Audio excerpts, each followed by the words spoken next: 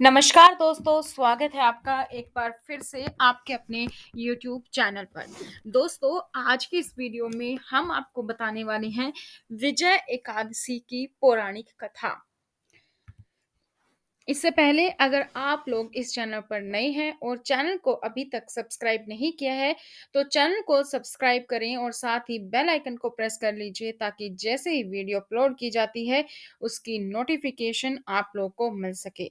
शुरू करते हैं आज की इस वीडियो को। राधे राधे। धर्मराज युधिष्ठिर बोले, हे जनार्दन, आपने माघ माह की शुक्ल पक्ष की जया एकादशी का अत्यंत सुंदर वर्णन करते हुए सुनाया।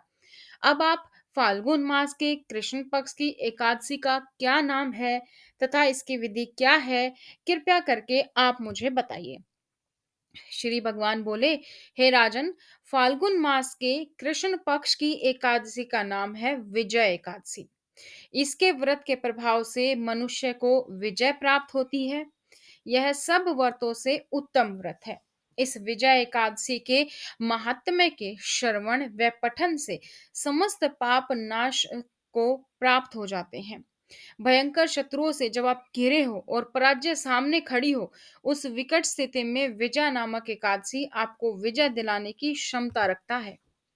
एक समय देवर्षि नारद जी ने जगत पिता ब्रह्मा जी से कहा, महाराज, आप मुझसे फाल्गुन मास के कृष्ण पक्ष की एकादशी विधान कहिए। ब्रह्मा जी कहने लगे कि हे नारद, विजय एकादशी का व्रत पुराने तथा नए पापों को नाश करने वाला है और इस विजय एकादशी की विधि मैंने आज तक किसी से नहीं कही। यह समस्त मनुष्यों को विजय प्रदान करता है। त्रेता युग में मर्यादा पुरुषोत्तम श्री रामचंद्र जी, जो कि विष्णु के अंश अवतार थे, उनको भी जब 14 वर्ष का वनवास हो गया, तब वे श्री लक्ष्मण और सीता जी सहित पंचवटी में निवास करने लगे। वहां पर दुष्ट रावण ने जब सीता का हरण किया, तब इस समाचार से श्री रामचंद्र जी और लक्ष्मण अत्यंत व्याकुल हुए और सीता जी की खोज में चल दिए। घूमते घूमते जब वे मरणासन जटायु के पास पहुंचे, तो जटायु ने सीता जी का वृतांत सुनाकर स्वर्गलोक चला गया। कुछ आगे जाकर उनकी सुग्रीव से मित्रता हुई और बाली का वध किया।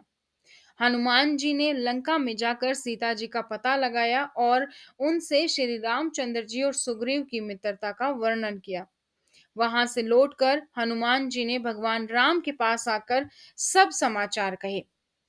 श्री रामचंद्र जी ने वानर सेना सहित सुग्रीव की संपत्ति से लंका को प्रस्थान किया। जब श्री रामचंद्र जी समुन्दर से किनारे पहुंचे, तब उन्होंने मगरमच्छ आदि से युक्त उस अगाध समुन्दर को देखकर लक्ष्मण से कहा कि इस समुन्दर को हम किस प्रकार से पार करेंगे। श्री लक्ष्मण जी ने कहा, हे पुराण पुरुषोत्तम, आप आदि पुरुष हैं, सब कुछ जानते हैं। यहाँ से आधा योजन दूर कर कुमारी द्वीप में वकदलाभ्य नाम के मुनि रहते हैं। उन्होंने अनेक ब्रह्मा देखे हैं। आप उनके पास जाकर इसका उपाय पूछिए।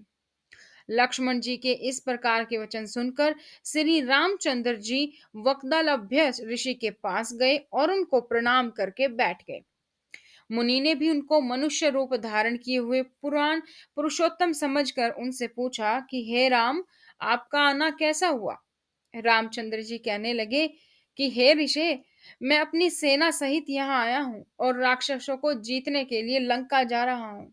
आप कृपया करके समुंदर पार करने का कोई उपाय बतलाइए, मैं इसी कारण आपके पास आया हूँ।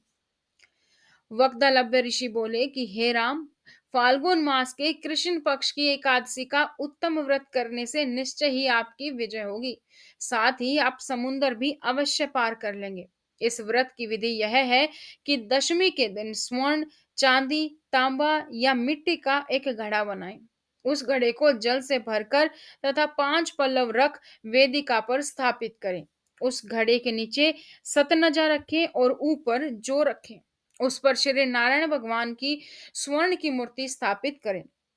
एकादशी के दिन स्नान आदि से निर्वृत होकर धूप, दीप, नैवेद्य, नारियल आदि से भगवान की पूजा करें। तत्पश्चात घड़े के सामने बैठकर दिन व्यतीत करें और रात्रि को भी उसी प्रकार बैठे रहकर जागरण करें। द्वादशी के दिन नित्य नियम से निर्वृत होकर उस घड़े को ब्राह्मण को दे दें।